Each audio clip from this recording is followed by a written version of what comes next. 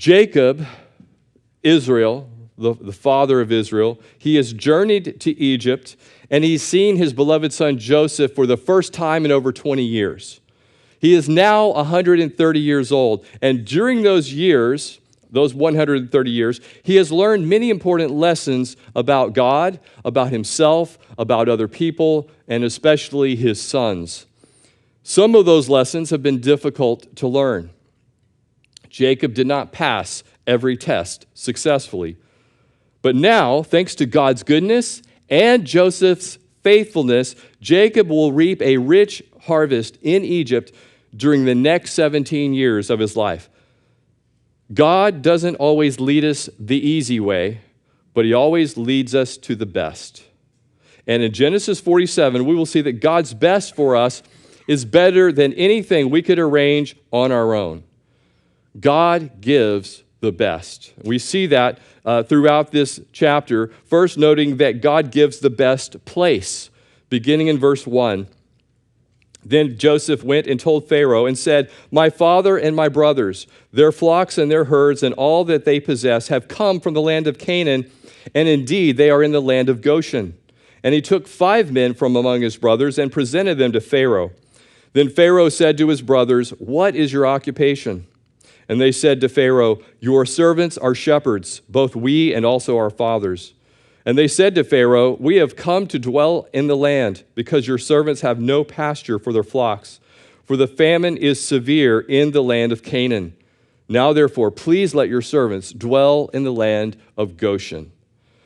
This meeting of Jacob and 5 of Jacob's sons, meeting with Pharaoh, was only possible because of the intervention of Joseph.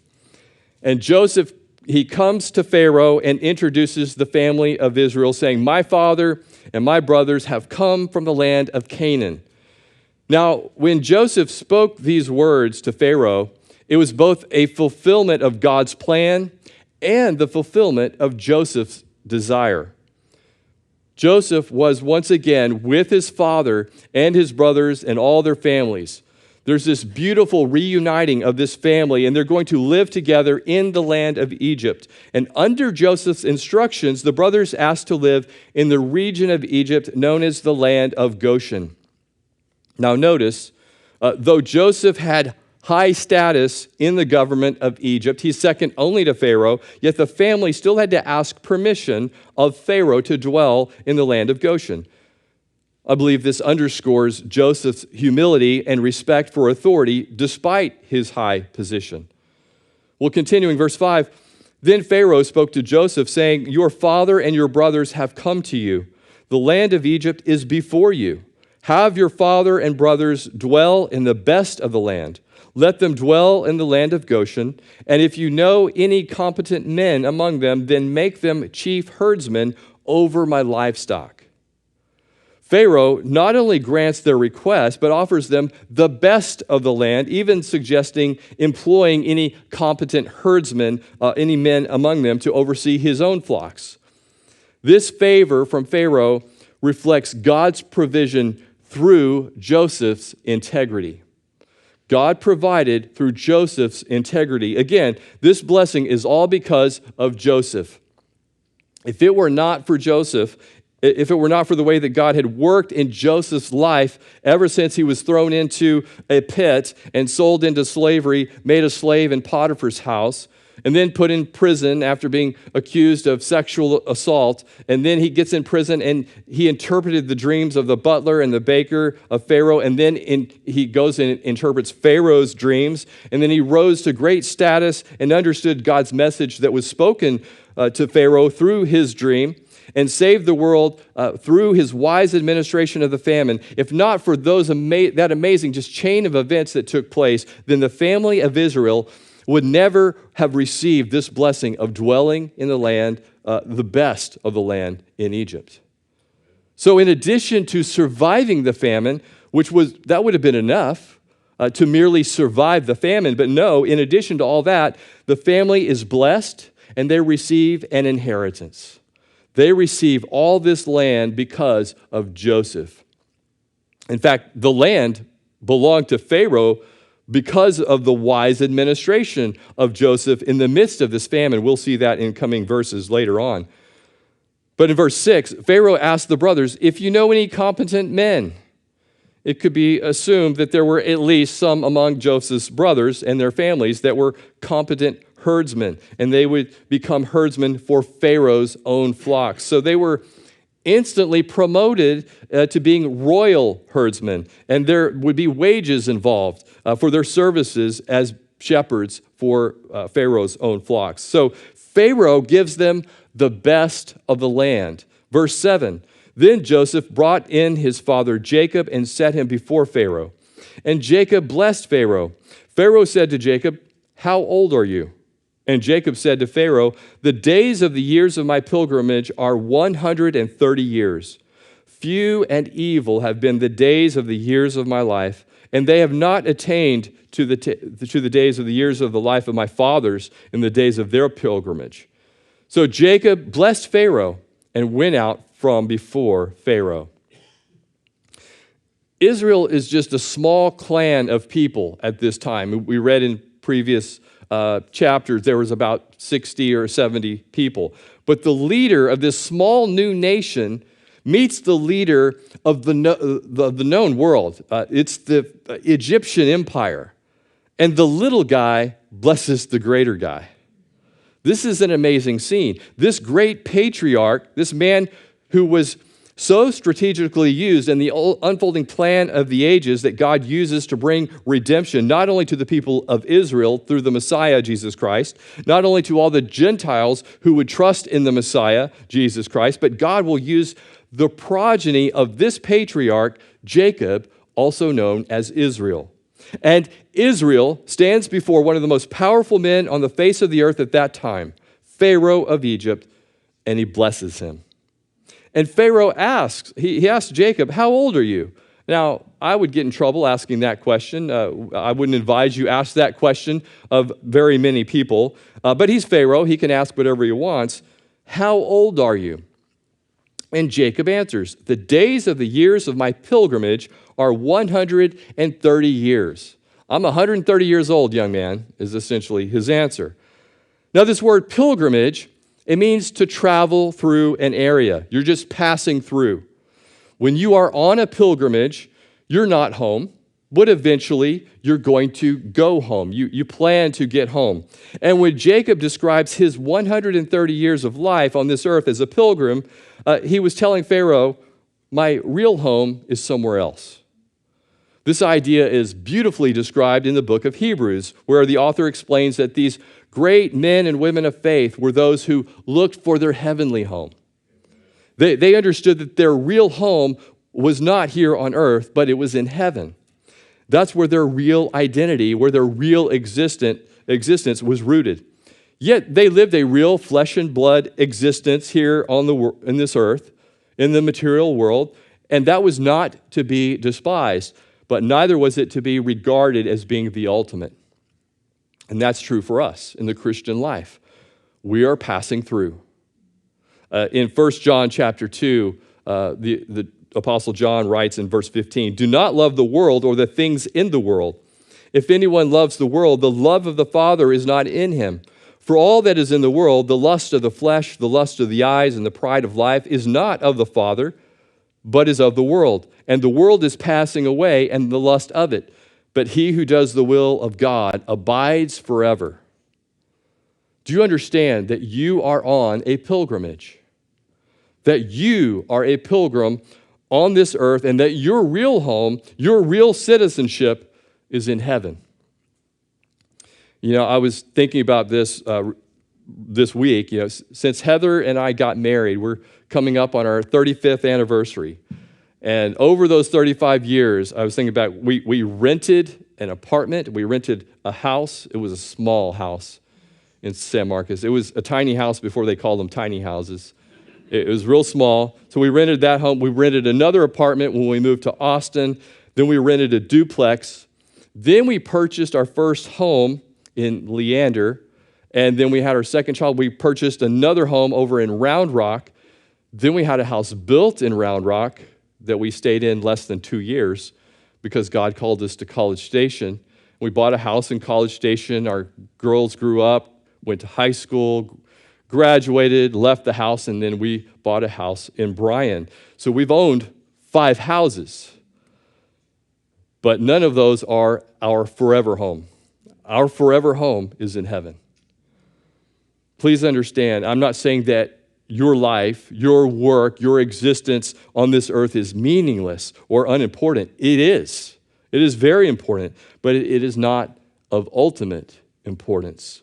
What God does in the here and now through us, for and through our families and in our communities and in our nation, all of that is important to God, very much so. But ultimately, we are citizens of heaven. We are on a pilgrimage, just like Jacob expressed to Pharaoh. And then Jacob, he goes on to tell Pharaoh in verse 9, few and evil have been the days of the years of my life. Now, first, let's look at that word few. Like, he's 130 years old. What do you mean, few? Well, if you compare him to his great-grandfather, Terah, who lived to be 205, or his grandfather Abraham, who lived to be 175, or his father Isaac, who lived to be 180, 130 years it's fewer anyway. It isn't as old. But he says, few and evil have been the days of the years of my life. I believe he's referring to all the unpleasant calamities that he experienced in his life, as well as recognizing the general character of his life as a man who was mostly unconcerned with spiritual things. The reality is, when you compare the 3 patriarchs, Abraham, Isaac, and Jacob, Jacob is clearly the least spiritual of the 3. And that's not to say that Abraham and Isaac didn't have their flaws. Their weaknesses were exposed throughout the book of Genesis. But Jacob's flaws and weaknesses seem to be the predominant theme of his life, at least what we see in Scripture. All his scheming and deception feature prominently in the book of Genesis. It's fitting that his name is Jacob, which literally means heel catcher, but it basically means deceiver or trickster or con man. And that's how Jacob lived most of his life. And in the broader scope of his life, he says, hey, compared to my grandfather Abraham, compared to my father Isaac, I haven't lived as long. Few have been the days of my life, and I haven't been the godly man that they were. But at the end of it, in verse 10, Jacob blessed Pharaoh. This shepherd man, Jacob, from this famine-ridden place of Canaan, says, I bless you in the name of the Lord. This would have blown Pharaoh's mind. I mean, this implies that Jacob is superior to Pharaoh. According to the custom mentioned in Hebrews chapter 7, the lesser is blessed by the greater. That's why Melchizedek blessed Abraham. So I'm sure Pharaoh is thinking, who is this old man blessing me? I'm Pharaoh. But notice, Pharaoh received the blessing. Pharaoh did not stop Jacob from blessing him. And in receiving this blessing, Pharaoh, he's acknowledging that Jacob is a man of God, which is also remarkable because in the Egyptian religious system at that time, Pharaoh himself was thought to be a god. They considered Pharaoh the human embodiment of Ra, the sun god. But there was something about Jacob, as flawed as he was, that was very impressive to Pharaoh. And Jacob blesses Pharaoh because Jacob, he's standing on the promises of God in doing this. And you know what? You and I have the same privilege. We have a covenant relationship with God, just as Jacob did. Sons and daughters of God have a special calling and opportunity to be a blessing to the people around us. Wherever you go, with the people you meet, you are to be a blessing to them. So when they see you, they go, oh, look, it's so-and-so. What a blessing. What a blessing it is to see them. That you bring joy to people's hearts, that you speak life, speak words of encouragement into their life. It's been said, some people are a blessing wherever they go.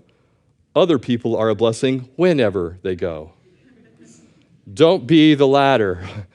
Be a blessing. Be a blessing to those around you. Jacob blessed Pharaoh, and that's what God wanted Abraham, Isaac, and Jacob to be, for Israel to be, a blessing to the world. Well, continuing on, verse 11 in chapter 47, and Joseph situated his father and his brothers and gave them a possession in the land of Egypt, in the best of the land, in the land of Ramses, as Pharaoh had commanded. Then Joseph provided his father, his brothers, and all his father's household with bread according to the number in their families. The family of Israel, they're looking to Joseph as their source of provision and supply. And Joseph provides them with bread, even though there's a great famine in the entire region. God works through Joseph's wise preparation. God doing that meant that there was bread for Joseph's family and countless others beyond Egypt because of what God worked through Joseph and in his wise administration. But did you notice that Joseph gave them the land of Ramses? Wait, weren't they supposed to get the land of Goshen? The land of Ramses was the best part of the land of Goshen. Jacob didn't just receive the best of the land, he received the best of the best. Ramses is the best of the land of Goshen. And for Israel and his descendants, this was the best place to be, where they were in Egypt at this time, because they were placed in an area of Egypt where they were separated and they would flourish and increase in number. They were separated because of how the Egyptians viewed non-Egyptians and how they viewed shepherds. They despised both. The Egyptians thought they were superior to everyone else. They didn't want to intermingle with anybody, especially Semitic people. All of that, though, served God's purpose for what he wanted to do through Israel and his descendants. And like Israel in Egypt, God will separate us from worldly influences. He wants to separate us from worldly influences. We're to be separate in the way we live our lives and the things that we prioritize in our own life. We are to be holy as God is holy. The word holy means to be set apart, to be separated from the world unto the Lord. And even in Egypt, God's people can flourish when they're in God's will. Sometimes we think the best, it's tied to where we are, but for Jacob and his family, the best was being where God had already prepared a place. That was the best. Even in a foreign land, God provides a place. God gives the best place. Next, we see God gives the best provision. Verse 13. Now there was no bread in all the land, for the famine was very severe, so that the land of Egypt and the land of Canaan languished because of the famine. And Joseph gathered up all the money that was found in the land of Egypt and in the land of Canaan for the grain which they bought, and Joseph brought the money into Pharaoh's house. So when the money failed in the land of Egypt and in the land of Canaan, all the Egyptians came to Joseph and said, "Give us bread, for why should we die in your presence? For the money has failed." As the famine intensifies, the Egyptians exhaust all their money purchasing grain. Where did all the money go? To the government.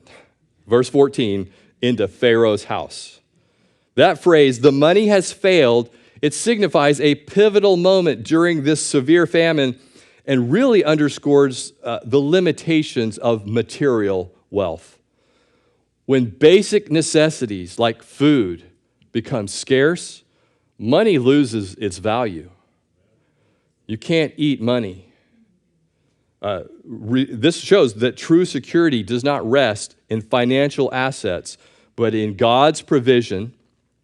And it shows us there's all the talk in the economy and the value of the U.S. dollar. And what if you pulled out a dollar bill in and of itself, and the only value it has is because we all agree that a $20 bill equals $20. Of course, over time, that changes.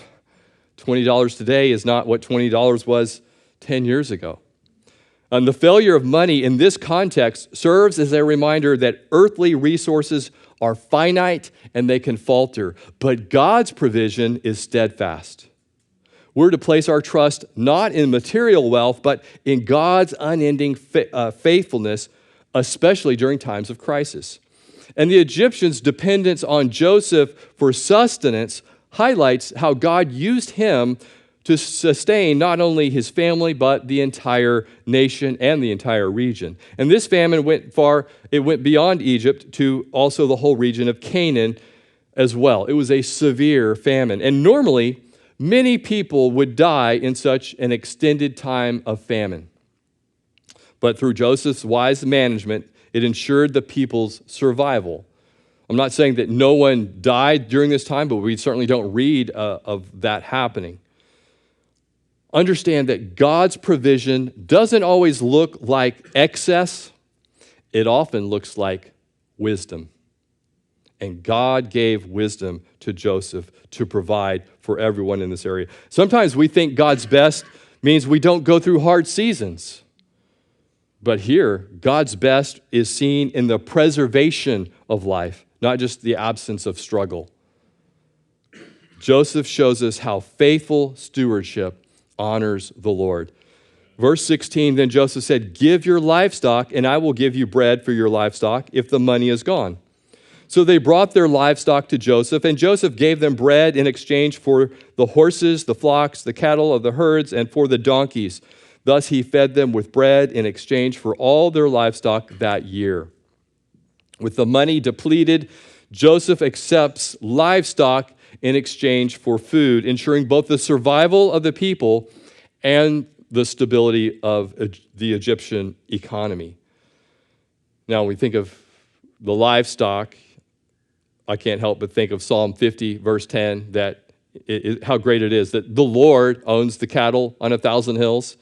Psalm 50, verse 10, for every beast of the forest is mine, and the cattle on 1,000 hills. That means everything.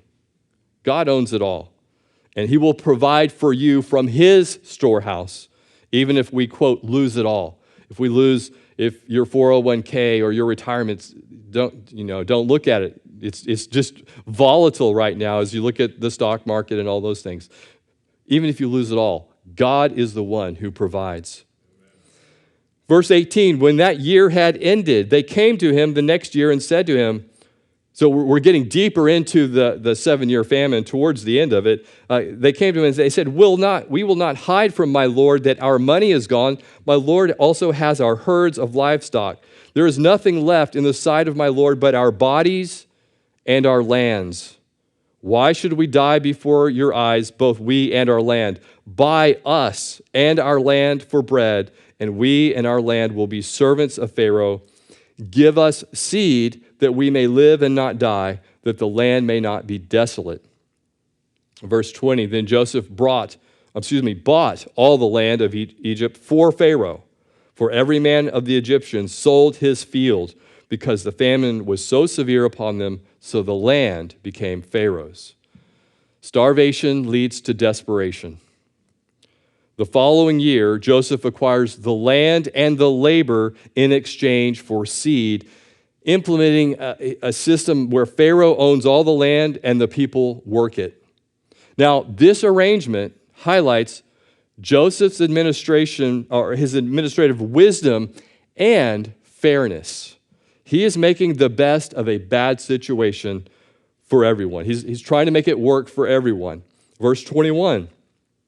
And as for the people, he moved them into the cities, from one end of the borders of Egypt to the other end. Only the land of the priest he did not buy, for the priest had rations allotted to them by Pharaoh, and they ate their rations which Pharaoh gave them. Therefore, they did not sell their lands. So the priests retained their lands due to Pharaoh's provisions for the Egyptian religious institution. It was a government-subsidized religion, and many parts of Europe have that even today, where the government is subsidizing the church.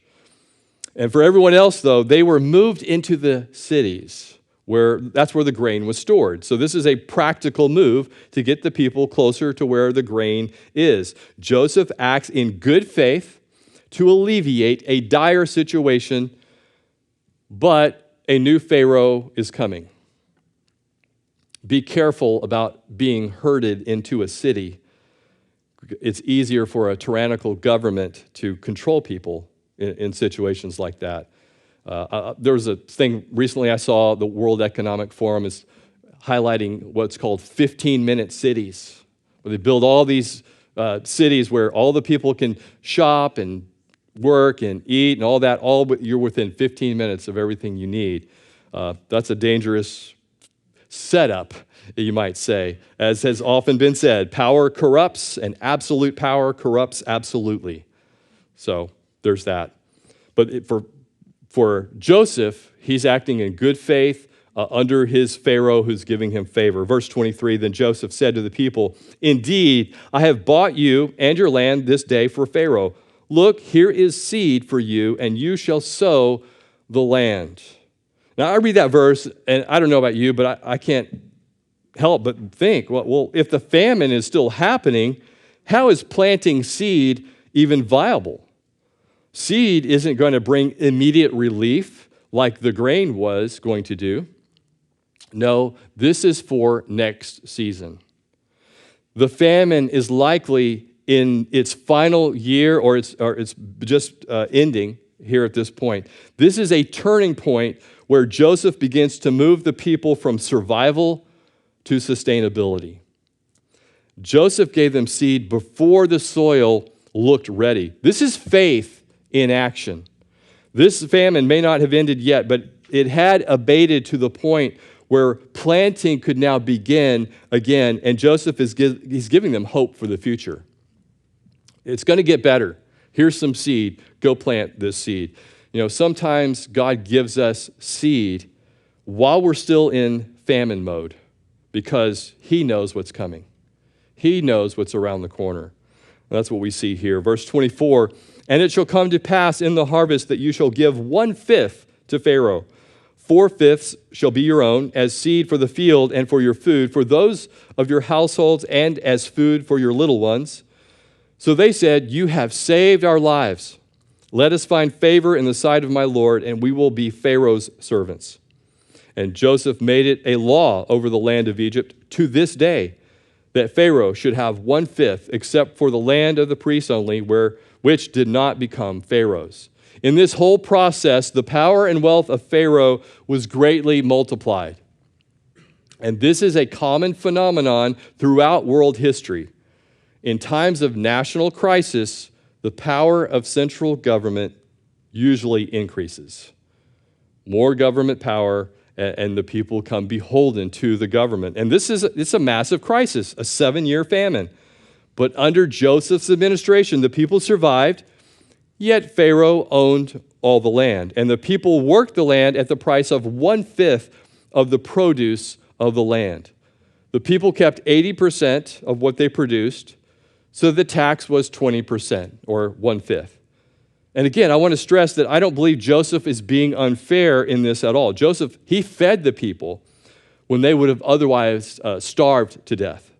And in return, working under the authority of Pharaoh, Joseph asked for 1/5 or 20% from the produce of the land. And there are many people today in the United States who would be thrilled to pay only 20% in total taxes. When you add up all the taxes we pay, income tax, property tax, payroll tax, sales tax, all of those things combined, when you add it all together, most people pay way more than 20%. So Joseph's requirement of the people for their very survival is not excessive. In fact, the people call it what? In verse 25, they call it salvation. You have saved our lives. You saved us so we would be Pharaoh's servants. So they're essentially selling themselves into what's called debt slavery, which was common in ancient times. They said, we will become your slaves and work off whatever we owe. Sometimes that arrangement was for 1 week, maybe it was a month, maybe it was several years, but they would work off the food that they got at a certain price. That's how it worked, and they were thankful. They were thankful to be alive. So Joseph implemented a wise long-term solution that became a lasting statute as this law of giving 1/5 to Pharaoh, it was still in place by the time of Moses, 400 years later when he wrote this. It was still in place to that day. Again, Joseph, he's acting in good faith, but a new Pharaoh will come who has other ideas. But until then, Israel and the people of Israel will enjoy rich pasture in the fields of Ramesses in the land of Goshen, the best place. And God gives the best provision in that Joseph was able to take care of his family throughout all of this. Well, that leads to our third point. God gives the best promises. Verse 27, so Israel dwelt in the land of Egypt, in the country of Goshen, and they had possessions there, and grew and multiplied exceedingly. That verse not only describes the present moment when the family of Israel came into Goshen while Joseph was still alive, it also describes the history of Israel as it would unfold over the next 400 years. Over the next 430 years, the nation of Israel would grow to well over 1 million people. In his commentary on the book of Genesis, Henry Morris, he calculated a growth rate of just over 6% a year.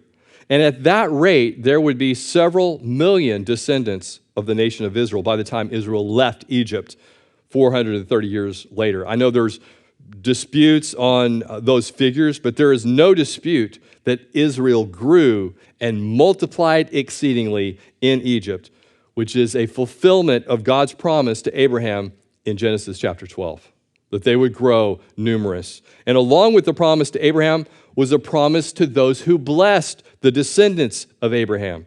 God said to Abraham in Genesis 12, verse 3, I will bless those who bless you, and I will curse him who curses you. God blessed this Pharaoh because he treated Israel so generously. God is going to curse another Pharaoh, Ramesses II, under Moses because he treated Israel harshly. God will bless those who bless Israel. God will curse those who curse Israel. And guess what? That promise is still in effect today. It didn't disappear. God still has a plan, an unfolding plan he's working with the people of Israel. And even as we see today, the rise in anti-Semitism around the world and people turning against Israel and the Jewish people. Look, it's not that we agree with everything that they do or the decisions they make. Most of them are not Christians, but we do understand God has a plan for the people that one day they will turn to Christ. They will surrender to the Lord during the Great Tribulation period. But until then, this is in effect. God will bless those who blesses them and curse those who curses them.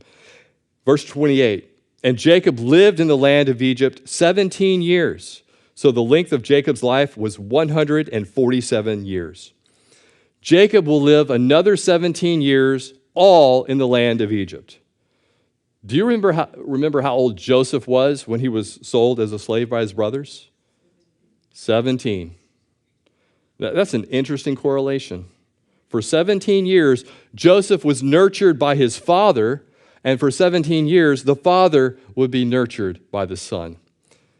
You know, as parents get older, it's a privilege to be able to help take care of those who took care of you as a child in your younger years and to be a blessing to them in their later years. And that's what Joseph is doing here. Jacob lives another 17 years. Verse 29, when the time drew near that Israel must die, he called his son Joseph and said to him, now, if I have found favor in your sight, please put your hand under my thigh and deal kindly and truly with me.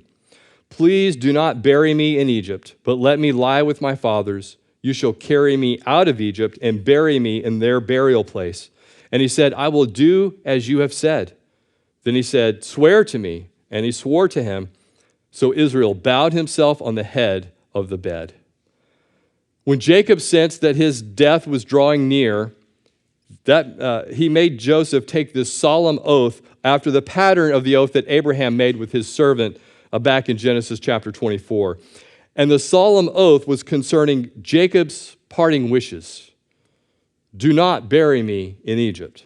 Let me lie with my fathers. Why did he not want to be buried in Egypt? because he believed in God's promise. Israel, as he's called here, he knew Egypt was not his home. He was a pilgrim, a heavenly pilgrim, but he was also a man who had been promised a covenant by God that he had made with his forefathers, that the land of Canaan was promised to them in that covenant. God did not give him the land of Egypt, but Jacob was given the land of Canaan. That was the promised land. He's believing and understanding that he is the inheritor of Abraham's covenant. So he says, that's where I want to be buried. That was the covenant land, and he wants to go back home. So he is demonstrating faith by wanting to be buried in the promised land. He's probably a little bit concerned also that this land of blessing, the land of Goshen, this land of plenty, might be too tempting. Like, oh, my kids are going to love it here. My grandkids are going to prosper here. In fact, they might love it so much they don't want to leave. Could that ever really be a problem? Well, it becomes a problem for the children of Israel when they get taken to Babylon later on, when the time comes for them to go back to Israel, back to Jerusalem to build the temple. No one wanted to go. They're like, we like it in Babylon. We're comfortable here. This is a great place to stay. So instead of sending the entire nation going back, only 50,000 went back. An insignificant number of people to do all the building and all the work. They became too at ease and comfortable in the wrong place. And maybe Jacob is sensing that danger. But the oath is made for Joseph to not bury his father in Egypt. And then verse 31 says, Israel bowed himself on the head of the bed. He's too old to get on the ground and to bow, so he just turns over on his bed, and he's bowing in respect to Joseph. He's also bowing in worship to God. He's worshiping the Lord because God gives the best promises of land, of descendants, and blessing for Israel, and to be a blessing to others. Now, when we read about Israel bowing on the head of his bed, it seems like he's about ready to die. But not yet. He has some important things to do and to say, and we will see that in the next couple of chapters in the book of Genesis. But in this, we see that Jacob's faith was not about where he died, but where he belonged in that moment. And in that moment, Jacob belonged in Egypt. Understand, God's best isn't just about now, it's about the future that he's building for us and he's building through us. God's promises don't die with us. They live on beyond us. And just as Joseph situated his family in the best place and gave them the best provision available, God situates his people and provides for them. I don't know where you are today, what's going on in your life, but God has a purpose for you where you are right now. Right now. I'm not saying that God intends you that you should be where you are in your current location or your current career or your current relationship status or whatever it might be. I'm not saying that God intends for you to be in that place, that specific situation forever, but he has you there right now. He has a purpose for you. God situates his people and provides for them just as Joseph did for his father and his brothers. So let's not resist what God is doing in our life right now.